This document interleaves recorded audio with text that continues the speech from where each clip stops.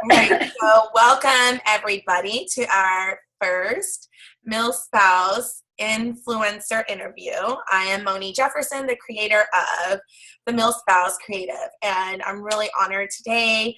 I invited Verenice Castillo to speak here or to do this influencer interview because I feel like she's a mover and a shaker in our military spouse community, and I feel like she has a heart of gold, and I believe in what she's doing. And so welcome, Verenice. Thank you so much for joining me, and it's kind of like a hot seat, so I just want to say welcome and thank you for taking the time out of your busy schedule from running MSAN and your house and family to sit down with me and answer a few questions so that our community can get to know you better. Oh, no, thank you for the invitation. I am pretty excited. I think this is one of the chats that I have that is like, oh my God, this is so cool. I think because I get to share what I've done with other spouses that are considering doing amazing things. There's some amazing spouses. I believe everyone has a potential to do amazing. Sometimes they just need ideas, a little push. And if I'm able to do something like that for someone else, then hey, this is awesome. So thank you for what you do. I think this is a great idea, a great creation. It is different. And doing this kind of chats and share with everyone even better. So congratulations on this. This is really awesome. Well, thank you. So let's get started. So tell me a little bit about yourself and what you were doing before you met your spouse. And you joined him on this journey of being a military spouse. So tell us a little bit about where you're from, who you are, like what your core values are, and all of that. Sounds good. Well, I actually, something that I can go back to when I was 16 years old.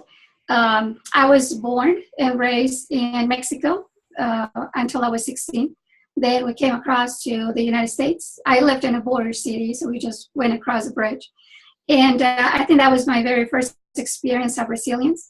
Without even knowing, because I had to leave family behind, my friends, I came to a country where I didn't know the language. I was an outsider. I was brand new in high school. And so it was very difficult. And I think that I was able to overcome all those challenges without knowing that eventually it was part of my future. I was going to experience those things again.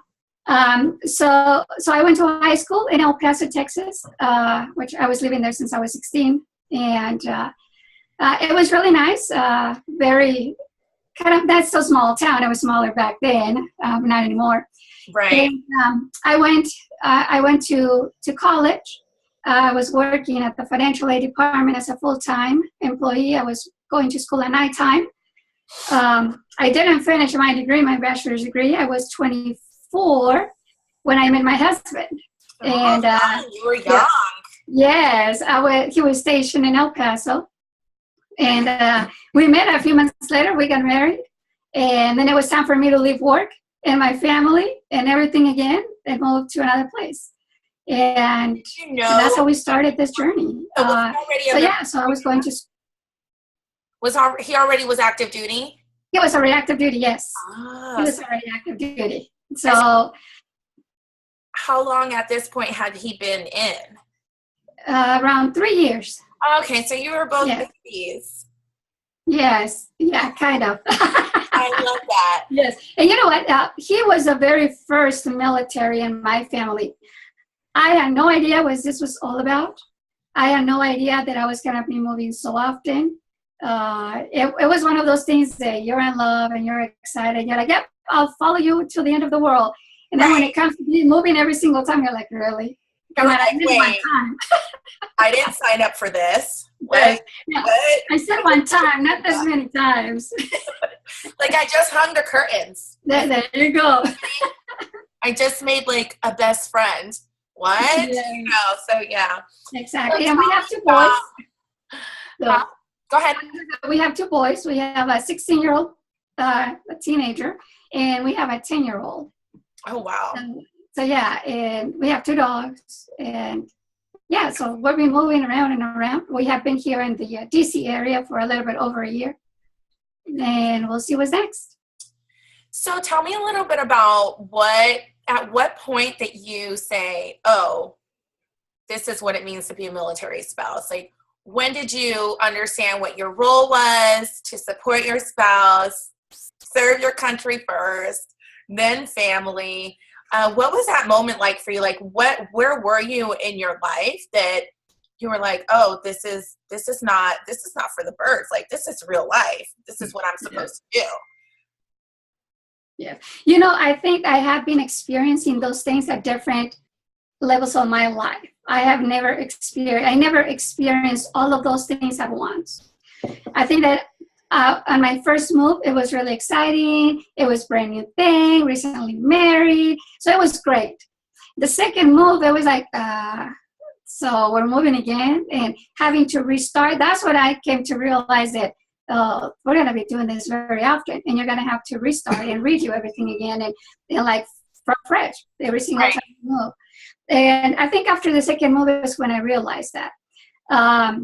When I realized that I was part of this to serve the country as well, not just support my husband, but also that I had an influence to be able to do something for families. What was my role as a military spouse? What could I do for my family? Could I do something for my military community? And I think that was when my husband took his very first command. The commander, I always loved to help people. I always been that way. And when he took the first command, I was like, oh, I can do something for the squadron and I can get to meet spouses. And I think that was the boom, the motivation and the open door for me to be able to do the things that I was doing. Now that we are within the career field, he's already 18 years in the service. Now that we're getting to a certain point, you're kind of like now going down the hill. Once you get 20, you go down the hill. Yeah. And now I get to see that now I get to appreciate what I've done, not just for the Air Force or other military community, but what I've been able to do for our country. Go ahead. So while you were transitioning, did you work outside of the home? Like, what was you were like mission first, spouse first, family first. That's what we're doing. Do you feel like in that, when you were volunteering and doing all of these other, do you feel like you lost, like, you said in the beginning you were working in finance at the school. I'm sure you grew up, you had dreams to do something. So what was your big dream? And do you feel like you were fulfilling it during that time? Or do you feel like you were just filling in space until you figured out what you wanted to do? Yeah. I always wanted to be a social psychology. Psychology. Oh, wow. Not to do individual therapy, but I always like the groups. Why do we do certain things? How can we create programs to support those groups? What is the big need? So it was more into the groups. I always loved to do that. And I always wanted to become that. Some kind of researcher, do something like that. So do you feel like you lost, so in that transition, do you feel like you lost that in the journey? That's what you wanted to do? I think that we all experience challenges when it comes to your identity, because we always become somebody's spouse. They know you by somebody's spouse. Mm-hmm. And the more if you stay at home and if you don't work, then you lose. I don't want to say you lose, because you never lose. I think we just put it on the side because we have other priorities. That priorities switch. Right. And I think that it's up to us to lose it. I knew that I always wanted to help people, so I try to find a way how to do that. Right. Was it through my big dream? No, but I was still able to do what I wanted to do. I went back to school, and I'm about to graduate finally. Yay! Congratulations. So I feel that I put those things on the side, and I knew that I eventually will have the time to say, now is the time to do it. Mm-hmm. As a recently married spouse and starting the journey, it's hard to be able to take care of your spouse now with deployments, because when I got married, there was no deployments like now. And your family, your kids, you're moving. So it's kind of hard to take care of everything. I think that it's going to have to be between you and your spouse. What are their priorities and what are you going to be able to do? But I think that it's up to us to lose who we are. Right. So that we can never lose that. It will be on the side. I think you just have to like dust it off and. Yeah. Well, and I think for me, well, just to like what I was saying earlier, like I feel like I don't know if people get lost, but I do feel like they're on a different path, right? But the path is not their own path, that they were kind of just like, here's the trail, you need to follow it, stay here. Yeah. If you don't, everything else falls apart. Do you feel like for you, were there times where you were resentful, you know, as like you weren't able to do what you want, like finish school earlier or do this because the mission comes first. Your spouse is like very high demand, you know, he's deployed, he's in school, he's in training, and it's all the time. Did you ever feel like there was some type of resentment? I know for me, I've experienced that myself, but I mean, it's good to hear from other spouses if they've been through that. Yeah, I think that it will be very weird if you find a spouse that tells you I'm not resentful, because it's hard not to. Because your life revolves around the military while you're in. That's the priority. You're going to follow, you're going to do what they tell you to do. So sometimes you got to do things that you don't want to do. Mm-hmm. And regardless if it's your spouse or the military or anyone else, they're asking you to do something you don't want to, you are going to be resentful. Mm-hmm. And yes, I had those days from the beginning to now after so many years of marriage. You have those days. And I think that what gets me distracted is to remind myself that, you know, I still have my family, which is great. I'm still able to do something that I like. Was it exactly the way that I wanted to? No. But you know what? Now through MSAN, I think that I've done something that I never thought I was going to do. So that's good. I was just going to ask you about MSAN. So what was your aha moment to start MSAN? So I know you were MSOY. Mm-hmm. It was 2013, right? 13. Uh-huh. So what was your aha moment? Did you already have that idea, or like how did the whole MSAN come about? Like did it just click? Like I know for me, sometimes things just snap. Like I have an aha moment and I'm like, oh my gosh, when was that moment for you? Like when was that? You know, I never had that aha moment with MSAN. It was actually something that I feel that I was pushed to do. And this is why when I was the Air Force Spouse of the Year in 2013, I was already doing great things for the Air Force and the Key Spouse program. And I had a big group of volunteers that were doing the stuff that I was doing. So when I won in 2013, I was thinking, hey, why not create a network of volunteers where I can actually provide training and we can do the same thing at other installations and help more families. Mm-hmm. Well, I started doing that. And I always said, I do not want a nonprofit. My mission is not about nonprofits. I don't care to go after money. I'm going to do it as long as I can. Mm-hmm. So that group, that network of volunteers was growing and growing and growing. Yeah. And the expenses was so much out of my pocket that I couldn't do it anymore until I had a conversation with one of my mentors. And she said, look, I know you said from day one that you didn't care for a nonprofit. She's like, but if your mission is to help spouses, you are so limited with funds that you're not reaching out to all the ones that you want to. So maybe you should consider it. And that's how I was like, oh, I don't want to. Because I knew it was going to be hard. I knew it was going to be a little work. Yeah. So that's how I started. So how did your husband feel about when you realized this was getting, like your little idea, right? This little pea, it was growing. So how did your spouse, how did that conversation go when it was like, listen, this is like full time.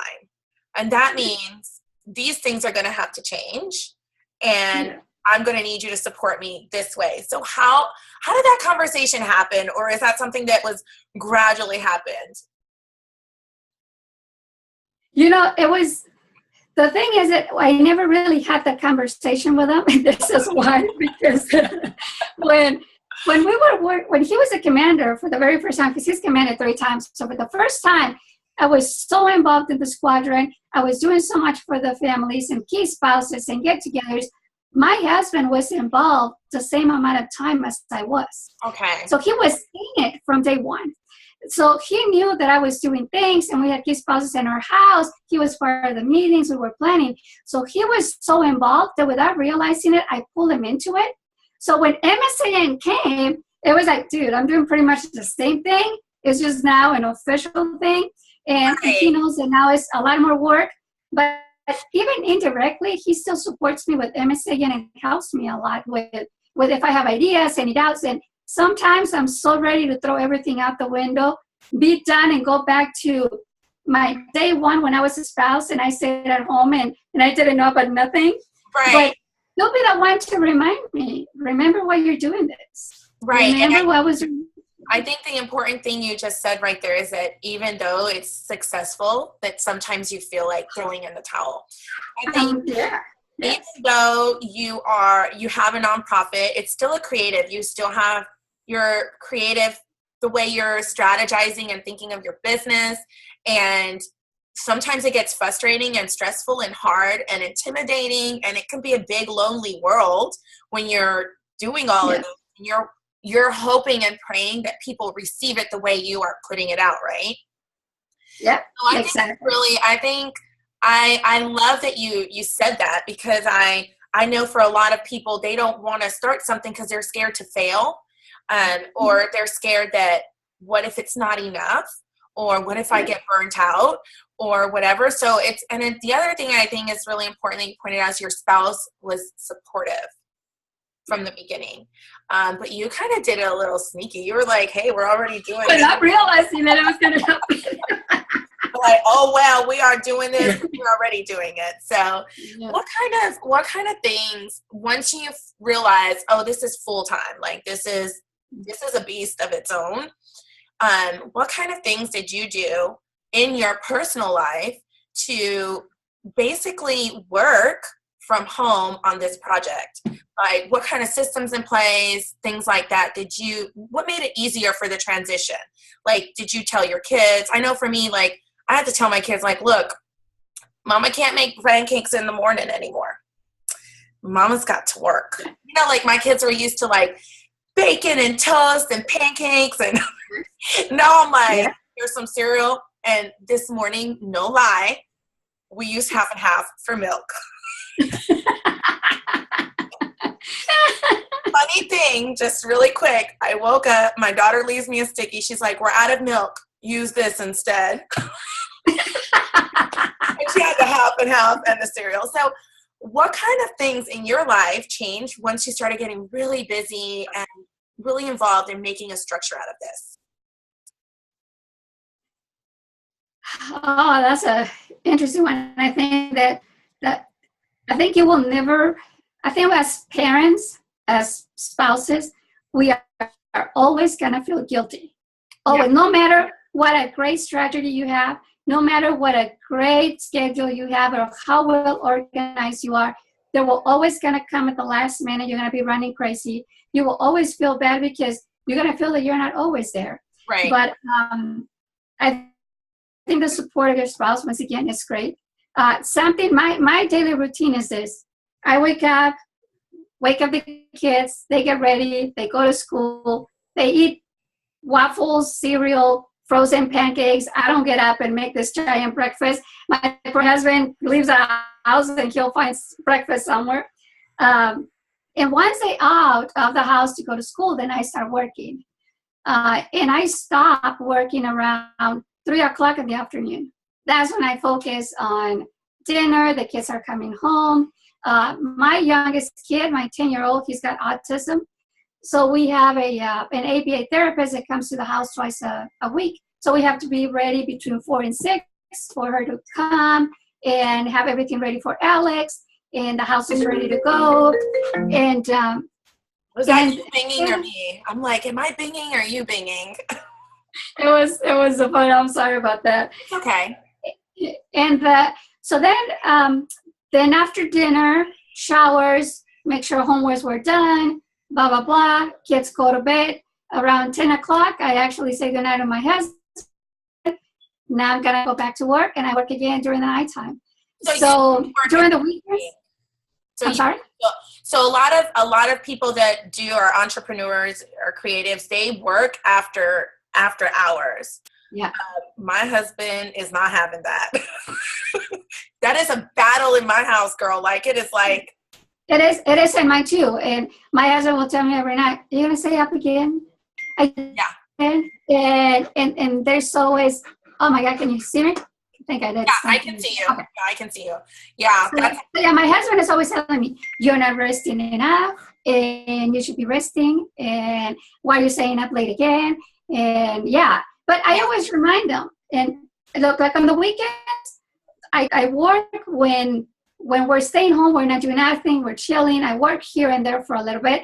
I still pay attention to my kids and my husband as much as I can, spend time with them, chill out, watch TV. So I have to remind them, I did this with all of you guys, and I spent time, and I know it's hard for you that I don't go to bed when I'm supposed to with you, but if I don't do that, then tomorrow you may not eat even at dinner time because I'm falling behind. Maybe I'll forget to put lunch for the kids sometimes I know it's not easy for them, but you have to remind them that somehow you have to make it happen. And right. Well, and I think too, like, do you feel like you've dedicated so much time? Like, I'm at the point, and I don't know if other spouses, like, I'm at the point where, like, hey, it's a little bit about me right now. This is my goal. I've done my due diligence. Like, you guys are alive. You guys are productive. You know how to dress yourself, brush your teeth, get your breakfast, book bag, ready for school. Like, this is my time. And I feel like I've dedicated so much time for the family. It's okay if I take a little bit of time away. So I don't know. I feel like that's a really big struggle for spouses, because even if he's deployed, you're like, oh, my kids are not being loved on enough, and I got this job, and it's like, it's such a hard balance. How do your kids, like, do they understand when mommy's working? Like, do you let them know, listen, this is what I do? And how do they feel? Like, how do they feel about that? Yeah, look at my oldest, the 16-year-old. He's the one that I try to tell him, because he's like, "Oh, you're gonna work. Oh, you're gonna work," and I have to remind him, "Do you know what I do? I am a volunteer. I don't get paid. The money that we get for the nonprofit, everything is used for programs. We're all volunteers. So right. I try to tell them that what I do is because of the passion that I have, because I love what I do, and I know that." Hopefully in the future, maybe I won't always be able to volunteer. I don't know what's going to happen. I'm going to do it as long as I can. And I try to teach him something that, sometimes following your passion doesn't mean that it's going to come with money. Sometimes your passion is a free service. I want him to understand that although I'm busy and maybe I'm in the computer and maybe I go to bed late and that kind of stuff, is because I'm doing something good for others too, and not just because sometimes nonprofits, we're helping others. You guys with the business, you're helping the family, you're contributing to the family, you're also making a difference because you're providing a service that someone else needs. So I think that it's still within the same thing. So I think that communication is the number one. You have to try to communicate and explain to people, your family mainly, and hopefully try to come to a meeting halfway about something. And I think, like, for younger spouses, at least with us, that we're being married for many years now, we feel like, hey, we're getting closer to the end of the road maybe. So now it's time for me to go and do my thing. And now it's my time. Maybe now you need to follow me or something like that. But for younger spouses and new generation, all of those things that is different to when I got married 17 years ago, I think that there's always a way to compromise. It's always a way for you to be able to meet halfway. And it should not be one way or the other. It should be something that is working for everybody. So right. I agree with you. I will say though, like, I think because there's so many more outlets of communication and information, I think it's so much easier for spouses to be like, hey, I can move and still have a virtual business or whatever. But when I was, a spouse, my dad was an Army and I was a spouse. It wasn't like that. It was like, you did your due diligence as a wife, and you stayed home and you cooked and you cleaned and you ran the kids around, and in there is like where the frustration is for, I think, people like my age who went through that, and then now they're like, wait a minute, it's my turn, what's happening, right? But like for you to say that, and new spouses to be like, you know what, I can do that, she did it, why do I need to wait 15 years to do it, or 10 years? I can do it now. I just need to structure it and have a plan, right? So I think you saying that, encourages new spouses to, if they do want to knit scarves and sell it from Etsy, that they shouldn't wait till their husband is not deployed or not in school. Like, I have ran into spouses where they're like, well, I'm not going to finish school because my husband is deployed and I, have the kids. It's just making some excuses. So I love that you said that, and I really think, and I know that you have a lot to offer. So tell me really quick what your goal is for MSAN in the next 5 years. No, you know what? Tell me what your one goal is for MSAN in the next 5 years, and then finish up with your top 3 advice to spouses who want to start a nonprofit. Sounds good. Well, my vision for MSAN in the next 5 years will be have a established program that is supporting all the brand new spouses coming into our military lifestyle. Not just by telling them we're here to support you, by providing them a program that is going to give them the support, the information, the guidance, the everything that they need from trying to start a business, where to go back to school. Sometimes we have to wait until you go to another installation to get information. I want spouses to have all of this from day one, from basic training, from any other training school. So that is my main, that one day people will say, oh, you're a brand new spouse, go to MSAN, because they're focused on brand new spouses. And they're writing blogs and they have webinars. Right. So I want MSAN to be that source that focuses on that specific audience. And what are your top 3 tips for spouses to bloom where they're planted? Or how to, take that back. What are your top 3 tips if somebody wanted to start a nonprofit? Okay. First, I will say we all have a mission. We all have a purpose. We all have it. Sometimes we need to look deep inside and find it. What is it that we want to do? What kind of change we want to become, or the change you want to see in the world is what you need to do. Okay. Which one is it? Once you know what it is, then you need to develop it. How are you going to do it? How are you going to get there? Mm-hmm. And once you have an idea, then you go to step 2. Who's going to be my tribe? Who's going to be with me? Who believes in this? Yes. Who is going to say, go take off, go all the way? And I think starting little by little, kind of like what I did with the network of volunteers, believing in what we were doing. And then when it was time, I had to do the nonprofit. And I'm glad I did it, because now we are getting so big and it's doing great things. So I would say don't go profit as your number 1 step or number 2. I think go nonprofit number 3. Make sure that you have a vision. You have a mission. What's your vision? What do you want to see? How are you going to develop it? Second is, who's going to be part of your team? Who's going to come with you? Who believes in it? Once you have that set up, then you go nonprofit and you take over the world. Awesome.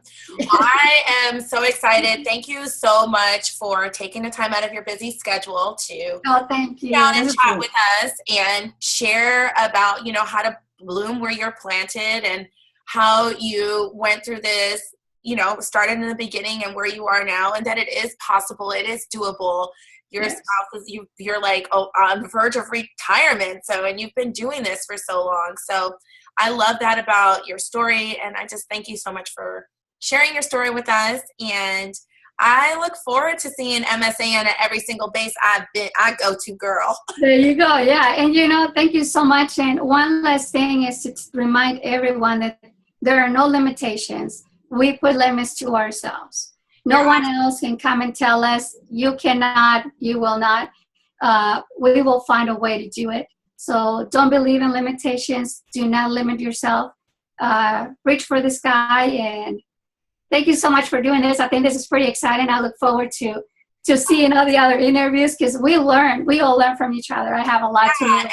So I'm looking forward to that. People have this perception of what people are like, or like that it was so easy or whatever. Mm-hmm. And for you to be vulnerable and transparent and share, like, this was hard and I struggle and I want to throw it out the door. You know, I love that you said that because people think that it's life and what we see is not always what is there, and that there is a human being between everybody. But you are a mover and a shaker, girl, in this industry, and I appreciate you just meeting with us, and I'm just so honored to even know you. I love you, girl. Like, I love you too. You know that this is too cool. All right, well, we're going to sign off. Thank you, everybody. Thank you, Verenice, for meeting. Thank you, everybody who's on here. Make sure that you message Verenice. Ask her any questions. If you want to volunteer for her organization, this is the best time to jump in and do this. MSAN is always looking for energetic spouses who want to contribute to the military spouse community in any way. Everybody has a talent. Everybody has a gift, and there's a place for you at MSAN.